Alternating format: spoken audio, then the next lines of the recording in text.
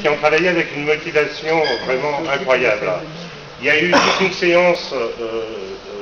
une série de séances d'abord d'éducation à l'image, au moment où les enfants, on le sait, sont grands consommateurs d'images, un petit peu n'importe comment. C'était important qu'ils puissent lire les images, les étudier, les analyser, puis après se retrouver en situation d'interview.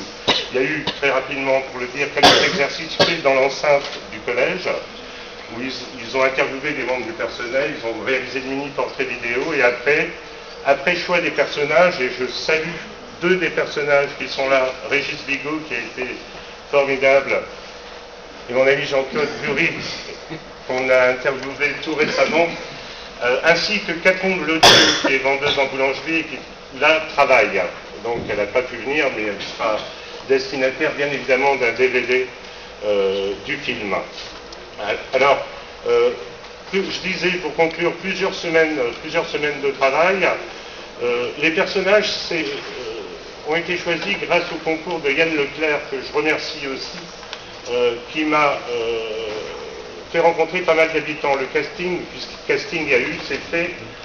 J'ai choisi des habitants sur la capacité de pouvoir valoriser un petit peu des diversités et des discours un petit peu différents. Les questions ont été entièrement préparées par les jeunes, ce sont les jeunes qui posent des questions, ce sont les jeunes qui filment. J'ai assuré en fin de compte que le montage et la cohérence de l'ensemble. 70% des images sont dues aux jeunes. Je crois que c'est ça qui est très très important.